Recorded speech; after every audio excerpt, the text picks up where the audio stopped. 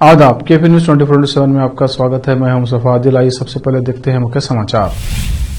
मकर संक्रांति के अवसर पर सिडगुप्पा में हमनाबाद क्षेत्र के जेडीएस उम्मीदवार सीएम फैज ने पतंग उड़ाकर और केक काटकर मकर संक्रांति की दी शुभकामनाएं। हिमाचल के बाद कर्नाटक में एक्टिव हुई प्रियंका गांधी कल बेंगलुरु में करेंगी महिलाओं की बड़ी रैली। कर्नाटक विधानसभा चुनाव जनता दल एस के लिए अस्तित्व की लड़ाई या पार्टी फिर बनेगी किंग मेकर।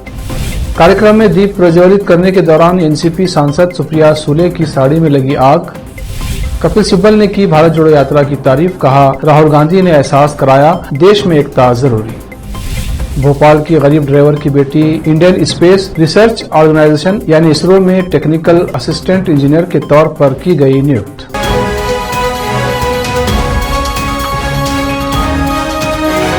अब समाचार विस्तार से। आज रविवार को मकर संक्रांति के अवसर पर सिडगुप्पा में हमनाबाद क्षेत्र के जेडीएस विधानसभा उम्मीदवार सीएम फैज ने पतंग उड़ाया और केक काटकर मकर संक्रांति की सभी को शुभकामनाएं दी। इस अवसर पर जेडीएस के तालुका अध्यक्ष गौतम सागर, सिडगुप्पा के जेडीएस नेता Syed Shanul Bukhari, Naseer Hakeem councillor, Tabrez Bangi councillor, Moiz Baroodwale, Syed Rashid Ali Patel, Raju Tailor, Khadeer Tailor, Abdul Hafeez व पार्टी के सभी कार्यकर्ता उपस्थित रहे। केपी न्यूज के लिए अजीम और जिशान की रिपोर्ट। थोड़ा पीछे बच्चे इधर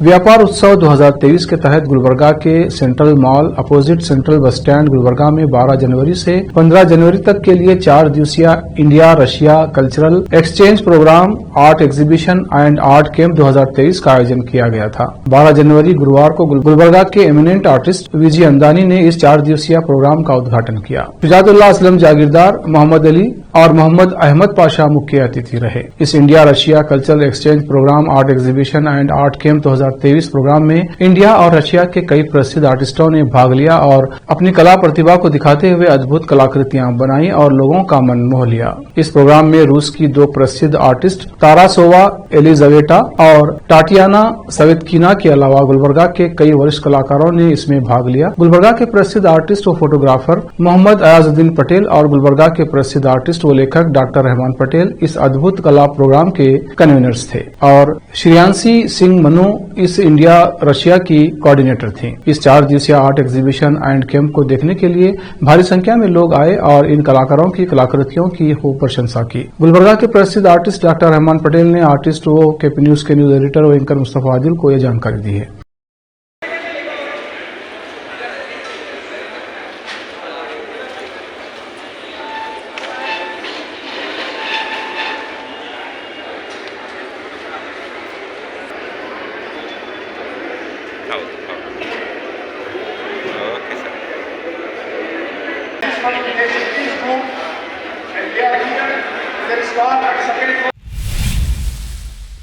हिमाचल प्रदेश में चुनावी जीत के बाद कांग्रेस अपना पूरा जोर अब कर्नाटक पर लगा रही है। अगले कुछ महीनों में कर्नाटक में चुनाव होने वाले हैं। कांग्रेस महासचिव प्रियंका गांधी भी काफी सक्रिय भूमिका में हैं और वो हिमाचल प्रदेश के बाद कर्नाटक में पार्टी के लिए प्रचार करेंगी। कल बेंगलुरु में प्रियंका महिलाओं की एक बड़ी रैली को संबोधित करेंगी। सूत्रों के अनुसार प्रियंका गांधी कल बेंगलुरु में महिलाओं से जुड़े कई मुद्दों को उठा सकती हैं। महिलाओं के लिए अलग से मैनिफेस्टो जारी किया जा सकता है और साथ ही साथ ओल्ड पेंशन स्कीम को लेकर भी घोषणा कर सकते हैं। कर्नाटक की महिला इकाई की तरफ से इस कार्यक्रम का आयोजन किया गया है। ये कार्यक्रम बेंगलुरु के पैलेस ग्राउंड में होगा। इसमें कांग्रेस के राज्य अध्यक्ष डीके शिवकुमार, कांग्रेस विधायक दल के नेता और पूर्व मुख्यमंत्री सिद्धरामैया के अलावा सभी बड़े नेता मौजूद रहेंगे। कर्नाटक में इस साल विधानसभा चुनाव होने हैं। ऐसे में सवाल ये उठता है कि क्या आगामी चुनाव पूर्व पीएम एचडी देवगौड़ा की जनता दल सेकुलर के लिए राजनीतिक अस्तित्व की लड़ाई साबित होगा या ये क्षेत्रीय दल त्रिशंकु विधानसभा की स्थिति में 2018 की तरह एक बार फिर किंग मेकर के तौर पर उभरेगा। दल बदल, आंतरिक दरार और एक ही परिवार की पार्टी जैसी छवि से जूझ रहे जनता दल सेकुलर के लिए ये देखना दिलचस्प होगा कि देवगौड़ा के बेटे और पूर्व मुख्यमंत्री एचडी कुमारस्वामी आगामी विधानसभा चुनाव के मद्देनजर किस प्रकार पार्टी को आगे लेकर जाएंगे। खास बात यह है कि पार्टी के गठन से लेकर अब तक राज्य में पार्टी ने अपने दम पर कभी भी सरकार नहीं बना पाई है। हालांकि 2006 में भाजपा और 2018 में कांग्रेस की मदद से जनता दल एस सत्ता में जरूर आई थी। बहरहाल इस बार पार्टी ने अपने दम पर सरकार बनाने के लिए मिशन 123 का महत्वाकांक्षी लक्ष्य तय किया है। ऐसे में ये देखना काफी दिलचस्प होगा कि आखिर इस लक्ष्य तक पहुंचने के लिए पार्टी क्या कुछ करती है। वैसे बता दें कि राज्य में मई में चुनाव होने हैं और सत्ता में आने के लिए कुल 224 में से कम 123 सीट पर जीत की जरूरत है। हालांकि पार्टी स्वयं को एकमात्र कन्नड़ पार्टी बताकर क्षेत्रीय गौरव के नाम पर वोट मांग रही है। महाराष्ट्र के बारामती लोकसभा क्षेत्र के हिंजेवाड़ी में एक कार्यक्रम में दीप प्रज्वलित करने के दौरान एनसीपी सांसद सुप्रिया सुले की साड़ी में अचानक आग लग गई। हालांकि समय रहते आयोजकों की नजर पड़ गई और उन्होंने सुप्रिया सुले को सावधान किया, जिससे समय रहते ही आग बुझा दी गई। सुप्रिया सुले हिंजवाड़ी के लक्ष्मी चौक के पास विट्ठल लॉन में कराटे प्रतियोगिता के उद्घाटन के लिए गई थी। घटना उद्घाटन के मौके पर दिया जलाने के दौरान हुई। सांसद सुप्रिया सुले फिलहाल सुरक्षित हैं। पूर्व नेता और राज्यसभा सांसद कपिल सिब्बल ने रविवार को भारत जोड़ो यात्रा की तारीफ की। उन्होंने कहा कि राहुल गांधी समाज के अलग अलग तत्वों को एक साथ लाने में सफल रहे हैं और उन्हें ये एहसास दिलाया है कि देश में एकता कितनी जरूरी है। कपिल सिब्बल ने पिछले साल ही कांग्रेस छोड़ दी थी। बाद में समाजवादी पार्टी ने उन्हें राज्यसभा में भेजा था। राज्यसभा सांसद ने कांग्रेस की कन्याकुमारी से कश्मीर तक की यात्रा को सफल बताते हुए कहा कि इसे गैर कांग्रेसी लोगों का भी समर्थन मिला है। सिब्बल ने यात्रा को वैचारिक रूप से अद्भुत कहा। मीडिया से बातचीत में पूर्व कांग्रेस नेता ने कहा, मुझे लगता है कि राहुल अपनी यात्रा के दौरान समाज के अलग अलग तत्वों को एक साथ लाने में सक्षम रहे हैं और उन्हें यह एहसास कराया है कि हमारे देश में एकता सुनिश्चित करना कितना महत्वपूर्ण है और विविधता के लिए सम्मान हमारे दिल में है। हमारा देश आगे बढ़ रहा है। पूर्व केंद्रीय मंत्री ने आगे कहा कि भारत जोड़ो यात्रा ऐसी चीज है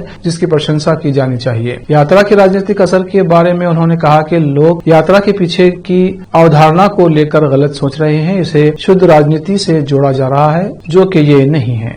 अब वक्त है ब्रेक का। ब्रेक के बाद जल्द लौटते हैं। हिंदुस्तान के हर कोने में हम हैं मौजूद। 24 घंटे हालात पर गहरी नजर, खबरों से जुड़े चुपते सवालात और आपको दिखाता है धार्मिक, सामाजिक, राजनीतिक, लोकल और इंटरनेशनल न्यूज की सबसे बेहतर कवरेज,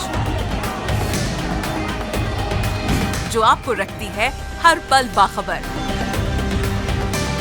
देश और दुनिया भर की खबर के लिए देखते रहें केपी न्यूज 24/7।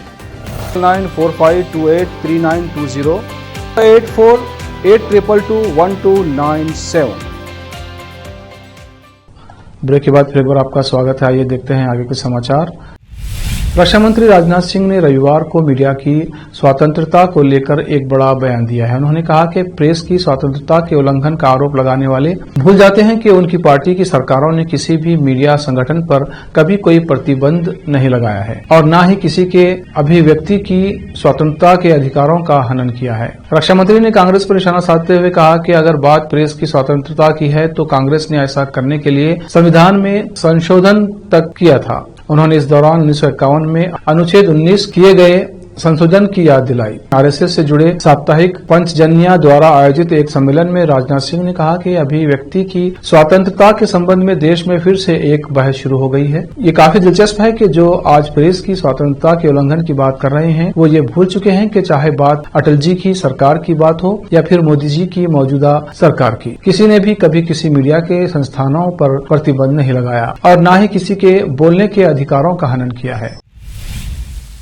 मध्य प्रदेश के विदिशा जिले के एक गांव की निवासी एक गरीब ड्राइवर की बेटी सना अली खान का इंडियन स्पेस रिसर्च ऑर्गेनाइजेशन यानी इसरो में टेक्निकल असिस्टेंट इंजीनियर के तौर पर नियुक्त किया गया है। एक मध्य वर्गीय परिवार की सना अली खान के पिता साजिद अली खान पेशे से ड्राइवर हैं और वो उसी कॉलेज के बस ड्राइवर हैं जिसमें सना ने इंजीनियरिंग की शिक्षा प्राप्त की है। सना अली खान ने विदिशा जिले के SATI कॉलेज से बीटेक और एमटेक किया है। सना के पिता साजिद अली खान ने लोन लेकर बेटी की शिक्षा को पूरा किया। एक समय ऐसा भी आया जब पत्नी के गहने तक गिरवी रखने पड़ गए थे। सना की इस उपलब्धि से पूरा परिवार जहां खुश है तो वहीं प्रदेश के सीएम शिवराज सिंह चौहान और केंद्रीय मंत्री ज्योतिरादित्य सिंधिया ने बधाई भी दी है। इसरो सतीश धवन स्पेस सेंटर में टेक्निकल असिस्टेंट पोस्ट पे हुआ है और मैं एक मध्यम वर्गीय फैमिली से बिलोंग करती हूँ। मैं सब लड़कियों को स्पेशली ये मैसेज देना चाहूँगी कि जो भी आपको पढ़ाई ज़रूर करो और बहुत अच्छी पढ़ाई करो, और जिस लक्ष्य को पाना चाहते हो वहाँ तक जाने के लिए जितनी मेहनत लगे उतनी मेहनत करो, चाहे कितनी ही बार फेलियर आपके हाथ लगे, लेकिन अगर उस चीज़ पे कॉन्स्टेंटली करते रहोगे तो फिर ज़रूर एक दिन कामयाबी हासिल। सना के माता पिता से लोगों ने कहा कि इतना पढ़ा लिखा कर क्या करोगे, इसकी शादी करा दो, लेकिन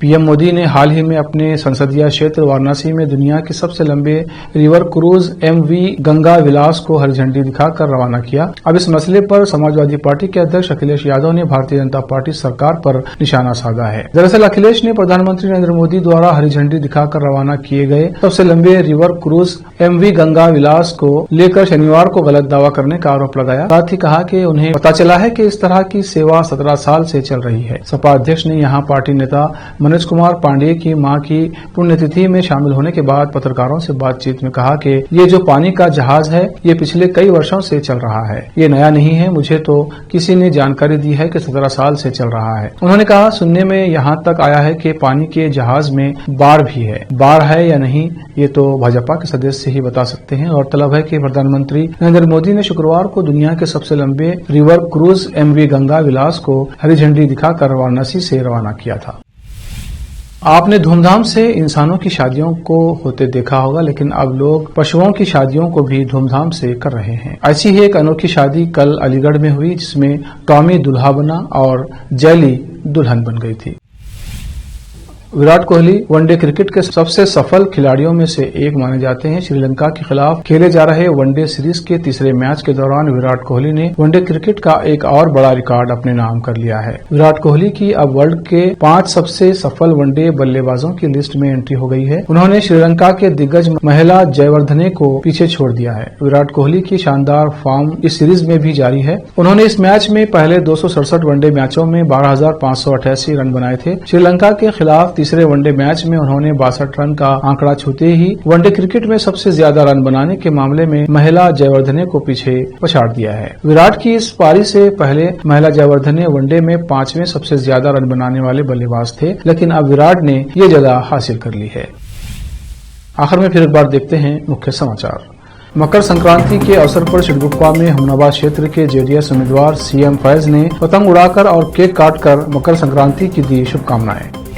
हिमाचल के बाद कर्नाटक में एक्टिव हुई प्रियंका गांधी कल बेंगलुरु में करेंगी महिलाओं की बड़ी रैली।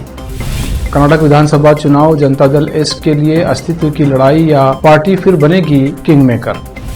कार्यक्रम में दीप प्रज्वलित करने के दौरान एनसीपी सांसद सुप्रिया सुले की साड़ी में लगी आग। कपिल सिब्बल ने की भारत जोड़ो यात्रा की तारीफ, कहा राहुल गांधी ने एहसास कराया देश में एकता जरूरी।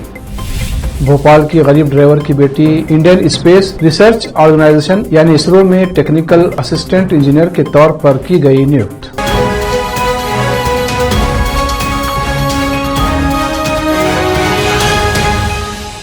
केपी न्यूज में इतना ही। देश प्रदेश के समाचारों के लिए देखते रहिए केपी न्यूज 24/7। धन्यवाद।